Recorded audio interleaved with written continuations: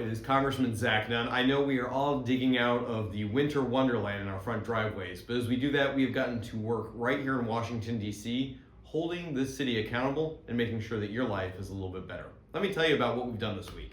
Team, we're only days into the new congressional session, and our first piece of legislation has already passed bipartisanly and unanimously, and it's to help protect small businesses and family farms across our country. 32 million small businesses were on the hook from the Department of Treasury for over-regulation and bureaucratic red tape. By being able to fix this, we save millions of communities from the impact of steep fines. We're talking up to $600 per day per infraction and time in prison if you didn't report to the Treasury.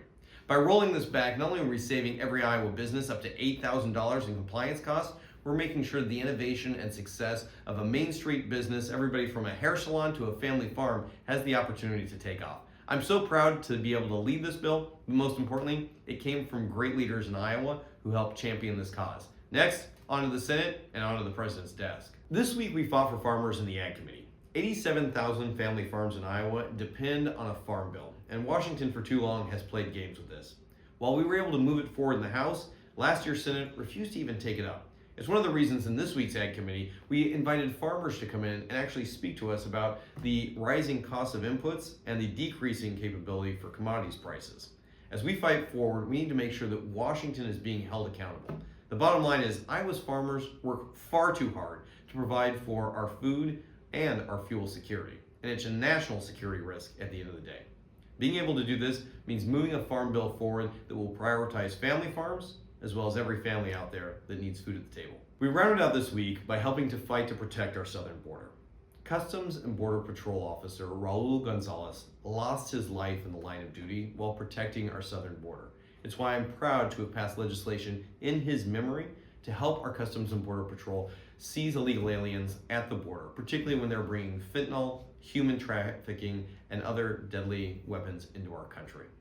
As a result of this common sense solution, we're able to both increase the penalties and hold these violators accountable. And while our hearts and prayers are with the Gonzalez family and hundreds of other law enforcement officers like them on the front line, we want to make sure that violators are held accountable on day one. Importantly this week, I'm proud to lead new legislation, the Safeguarding Social Security and Medicare Act. Look, Iowans have paid into this and they expect it to be there in their time of need. That's why I'm 100% committed to making sure that Social Security and Medicare are there now and long into the future. We have the opportunity to do this by principled practice and good legislation that helps Iowans receive what they very well earned. Iowa, I'm always proud to serve you. Most importantly, I value your calls, your feedback, your time on the street, sharing with me your best ideas.